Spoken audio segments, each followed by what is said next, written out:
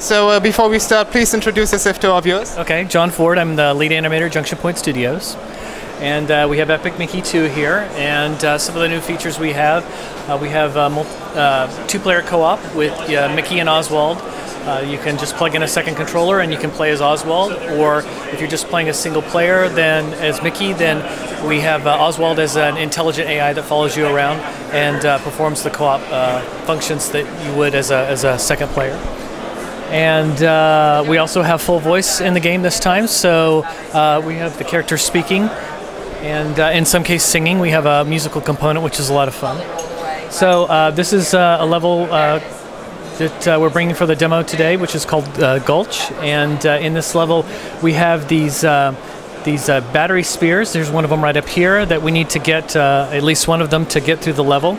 And so if you could go ahead and walk over this way. And here's this, it's building right over here. If you can just jump over there, you won't make it. But I wanted to show you a couple of things in the level. So if you notice right here, you have this kind of substance here that is, it's kind of like a paint-like substance that will play an important part in the game later, but we'll get back to that. So if you come over to here, you have one of our new enemy characters. These are called drop wings, and they're a lot of fun. You can spray them with paint or thinner. If you spray them with some paint, you will turn them into your friend. If you spray them with some thinner, you will erase them. So why don't you go ahead and try to hit one of those guys with some paint. So if you want to spray them with some paint, you can use your right trigger. Hold down your right trigger, and you can aim with the reticle. There you go. So just hold the trigger. Right there. Excellent. Hit him one more time, and now he's your friend. You can see you've got some Mickey heart love there. So come on back. So actually, I mentioned earlier about the world is in an inert state, and then this pool right here, that's kind of more in a paint state. Yeah, why don't you walk over here for just a second? I'm going to show you. This is one of the spheres that we want to get. So if we want to get this sphere, we would need to thin out these supports. So go ahead and spray some thinner on these supports right now. And you can't do it because they're just being constantly replenished by this paint in this pool. So if you go over here to some of these other toon objects, like these cactus plants, and you use thinner on those, go ahead and spray them with thinner. Completely erase them.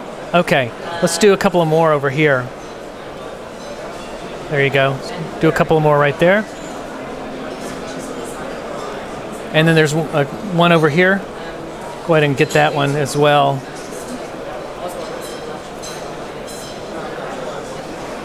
Okay, great. Now turn around, and the pool should be an inert material now. So now you can go ahead and thin out the structure.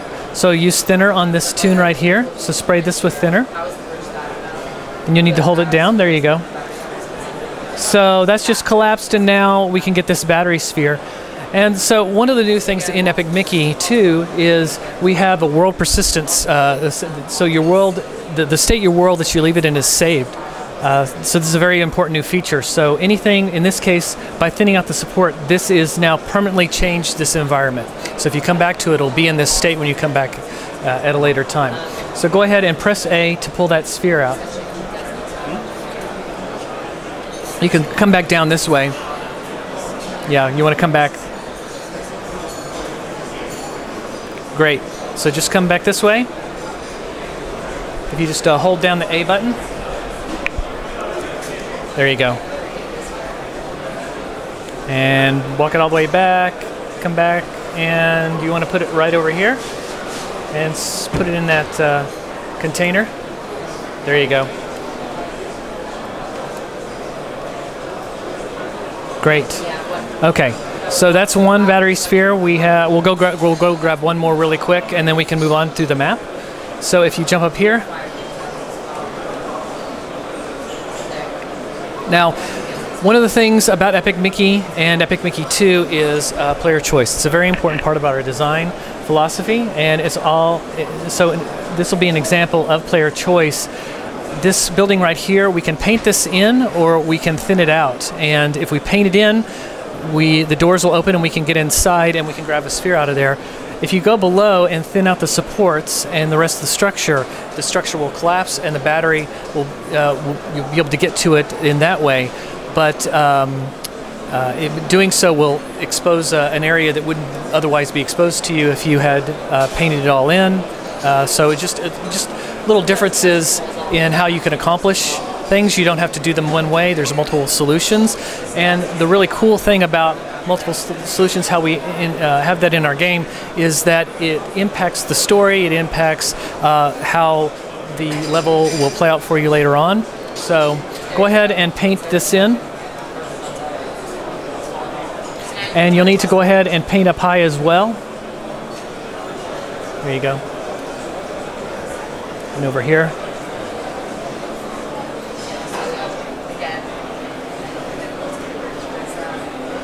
Great. And one more section over here on the side I noticed.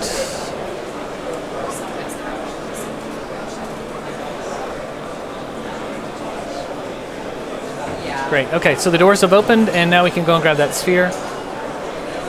And you'll move it in the same way as you move the other one. So just hold down the A button and walk it back. Great. And you can just go right over the edge here.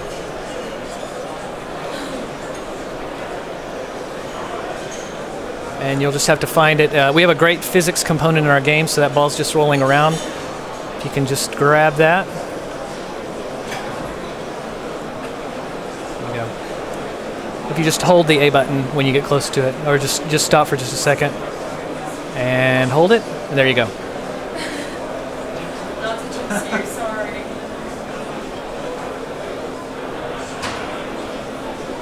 So in this case, there are 3 battery spheres. We're just going to grab these 2. We'll leave the third one. If we grabbed all 3 in the next map we go into, it would be making it very easy to get across. But we're just gonna go through in kind of a little more difficulty. If you just grabbed one, then it'd be very difficult to get across. So this is an example about how what you do in one zone can affect what happens in another area of the game. Okay, great. So let's walk over to here. If you can just... And Gus is your guide throughout the game in Epic Mickey. So if you ever need assistance, we don't have the volume up on this, but he's talking to you. And if you ever need to find where you need to go, just follow where he's at. So if you go up here and jump on the platform, great. And now it's going to ask you if you want to head out, and if you just say yes to ready to leave.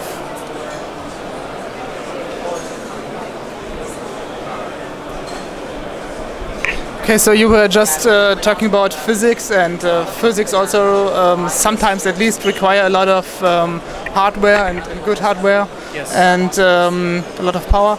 And so I know that Warren Spector has a higher focus on gameplay or not on graphics, but are there things you thought, okay, if this wasn't made for the Wii, but just for the HD consoles, there would be gameplay elements that we could implement, or are there gameplay elements in the HD versions that cannot make it into the Wii version? There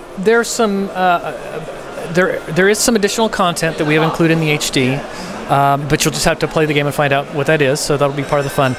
But we designed the game from the ground up to be on all these platforms, and so really it wasn't a matter of any kind of restriction, and we decided what we wanted to do. We knew how to get there on all of the different platforms, and so we just made it work on all those, so yeah. That was part of the challenge, and I think if you see the Wii, everything that you could do on the Wii or on the PS3 or on the 360, it's all very, very similar, very much the same. So, other than the HD graphics on the yes.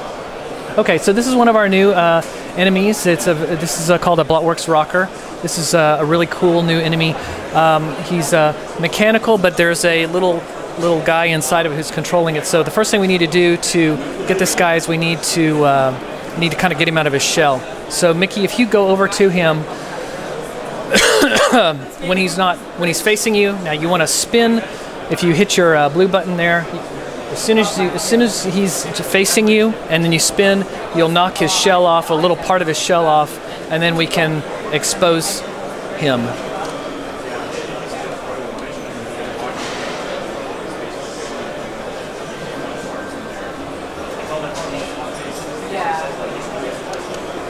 Okay, great. So now he's kind of come out. If you paint him or thin him out, now he's popped back in his shell. So if you jump on top of it now that you've knocked off this part of the shell that exposes this button, now you can go ahead and paint him or thin him. One more time, and I think this will do the trick. So spray some paint on him, and now you'll turn him friendly, and he'll just roam around and won't bother you anymore. So some of the enemies you can make friendly, or you can erase them. Others you have to defeat in a different way, sometimes in a combination with you and Oswald working together. We have some really cool boss levels on that I'm very excited about, that you'd have to work together with Micky and Oswald to defeat them. Okay, so we're gonna, if you can just walk over to this part of the machine, you're gonna just jump off this edge and then over to this platform. So, one more time. So we talked earlier about the only using 2 spheres, so it's made this platforming part of the game a little more difficult, but I'm sure you can get across. There you go. So I just want to show you a kind of an interesting thing you can do.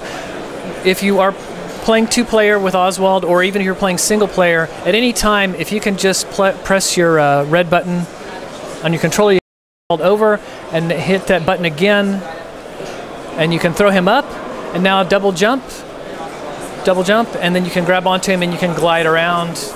And so this is a really cool way you can get across some wide spaces you wouldn't normally be able to double jump across just as yourself. And you can do this in single player. So go ahead and jump across whenever you're ready, and you'll need to take this guy out. This is called the sweeper, and they're pretty tough. So you want to go ahead and probably just spin attack him. Just keep spinning until you knock him off. So that's another cool feature that's new for Epic Mickey 2 is Mickey had just been knocked out and he had started to puddle, but he has just a few, like a 10-second window or 5-second window that you can rescue him, so Oswald can come over him and use his remote and then bring him back. That's another new cool feature with the co-op. So playing in single player is a mix between having Oswald controlled by the EI and controlling him yourself. Yes, yes, absolutely. So at any time you can press a call button to have him come over, and you can a little bubble will pop up, and you can have him perform a certain task in that area. It's context sensitive to wherever you're at. And if you jump across here, and this gets us. It's another one of the drop wings. Yeah.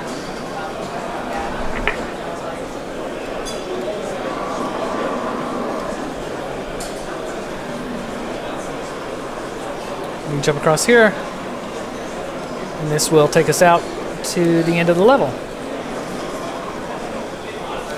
So that's the Gulch in Epic Mickey 2. Okay, so you said the philosophy behind the first Epic Mickey was that you wanted to somehow redefine the Mickey character. So how do you continue that in the second game? Well, it's just adding to. We've got some new abilities, and along not only with the co-op, but some new additional abilities in the game. And so it's really just expanding on that existing vocabulary, that existing space that we created for him. Just really not redefining him at this point, but just kind of adding to what we've already defined. You said there's kind of emphasis on musical numbers. How do this will play into gameplay? How will a level with this musical look like? It's just a fun aspect. Music is such an important part of Disney history. In the first cartoons and the movies, Disney really pioneered using music for timing and animation, and so we're just following along with that rich tradition of Disney history and bringing music into the game, and so it's just kind of a fun part of that history. Then thank you for the interview. Well, great, thank you so much. Appreciate it.